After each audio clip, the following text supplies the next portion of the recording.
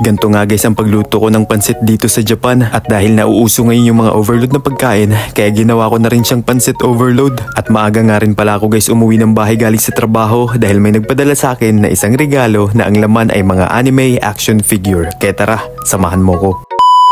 Ohayo gozaimasu, kakatapos lang pala guys ng trabaho ko ngayong araw. Kahit nga guys pagod sa maghapon ngayon ay okay lang kasi huling araw naman yun sa trabaho. Araw-araw nga guys, pagkatapos ng trabaho, nilalabhan ko tong sombrero ko. Kanya-kanya kasi kami ng laba dito. Pero itong uniform namin, may naghahakot dito ng truck, sila yung naglalaba. Buti nga guys at mabilis lang kaming natapos ngayon. 1 oras lang yung naging OT namin sa trabaho. Hindi na nga ako guys nakiligo dito sa company kasi nagmamadali akong umuwi ngayon. Doon na nga lang ako maliligo guys sa bahay kasi may paparating na delivery ngayon, baka hindi ko pa maabutan. Time check nga guys, ay alas 7 na ng gabi ngayon dito sa Japan. Nagulat nga ako kasi ang liwanag pa ngayon kahit gantong oras na. Saktong-sakto nga guys kasi lagi naman ako nagbabike papunta sa trabaho at pagpauwi ng bahay. At dahil maliwanag pa naman kaya may papasilip ko sa inyo guys yung daan pauwi ko ng bahay. Isa nga guys na nagustuhan ko dito sa parteng probinsya ng Japan kasi hindi ka makaka-experience dito ng traffic. Fast forward, 10 minuto lang pala guys yung binabike ko para makauwi dito sa bahay galing sa trabaho. Malapit lang siya kapag binike pero pag nilakad mo malayo din. Susubukan ko sana guys nung nakarang araw na maglakad papuntang trabaho. Kaso nga lang, baka sabihin ng mga katrabaho kong hapon na papunta pa lang ako, sila pa uwi na. Yun o. Pagka uwi ko nga guys, dahil alas 8 pa naman yung dating ng delivery na hinihintay ko dito sa bahay, nag-isip din muna ako na kung anong pwedeng makakain ngayon habang naghihintay. At pagtingin ko nga sa rep, may nakita akong yakisoba o kaya naman mas kilala itong pansit dyan sa Pinas. Pansit nga guys yung tawag ko dito kasi kamukhang kamukha siya ng pansit natin dyan sa Pinas. At kaninang umaga nga guys, bago ako pumasok sa trabaho, dinefroze ko na tong atay ng manok. Plano ko nga sana guys mag-adobong atay ng manok ngayon, kaso nga lang wala namang pasok sa trabaho bukas kaya chill lang muna ako ngayon sa pagluluto. Diretso ko na nga rin muna pala kinuha yung mga sinampay ko dito sa labas. Nung nakarang araw kasi guys ang mga nilaban ko yung mga dikulay at kagabi naman itong mga puti. In advance ko na nga guys ang paglalaba kasi bukas ay may lakad ako at sa makalawa naman ay may pasok na sa trabaho. At bago nga ako guys magluto, naghilamos muna ako ng konti para fresh akong haharap sa mga pagkain. Yun o. Sinimulan ko na nga guys yung pagluluto nitong pansit. Ito nga pala guys yung isa sa gusto kong lutuin dito kasi sobrang bilis niya lang maluto. Ginayat ko na nga rin tong atay ng manok sa medium size para mabilis lang siyang gisahin. At pagkatapos nga guys ay hinugasan ko muna dito sa may running water. At nung mainit na yung kawali at mainit na rin yung mantika, nilagay ko na tong atay ng manok. Minekos-mekos ko muna nga guys para maalis na yung langsa.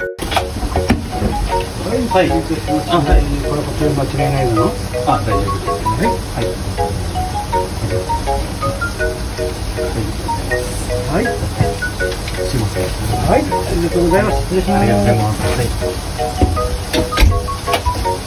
At habang nasa kaligitnaan nga ako guys ng pagluluto, dumating na yung package na hinihintay ko. Kung napanood nyo nga guys yung vlog ko kagabi, alas 8 hanggang alas 9 yung oras na nilagay ko sa redeliver nitong package. Hindi ko kasi ito naabutan kahapon. Puro anime action figure nga pala yung laman nito. Comment nyo guys kung ano sa tingin nyo ang mga anime character na makikita nyo kapag in-unboxing natin to. At balik tayo guys dito sa pagluluto.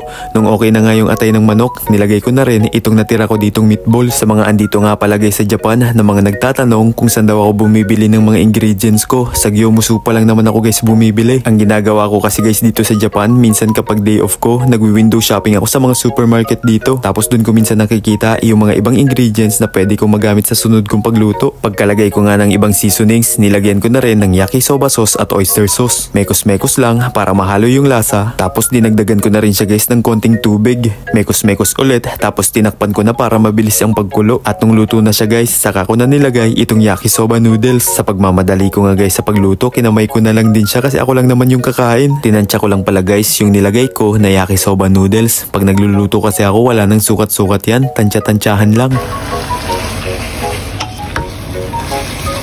Hi, kansei desu. Diba ang bilis niya lang lutuin? Hindi nga ako nangalahating oras na luto agad to. At dahil nga sikat ngayon yung mga pagkaing overload, kaya kunwari na lang guys, pansit overload na din to. You know, short story nga lang pala guys tungkol dito sa yakisoba. Una ko siyang nagustuhan nung pagpunta namin sa mga festival dito sa Japan. Tuwing pagpapalit kasi guys ng season dito sa Japan ay merong festival. At ang isa sa ginagawa ko dun kapag pumupunta kami ay ang mag food trip. At ang isa sa natutunan ko dito sa Japan, nilalagyan nila ng Japanese mayo yung pansit nila dito. Nung sinubukan ko nga siya guys, pasok siya sa panlasa ko kaya nakasanayan ko na rin. Pero guys, tikman na natin.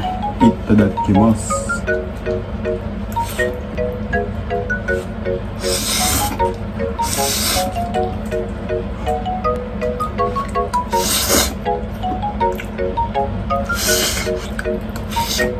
Soft drinks.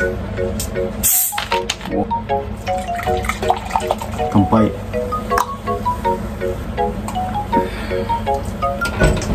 Yun lang, hanggang dito na lang. Huwag ulit mawawala bukas. Maraming salamat ulit sa iyong ilang minuto.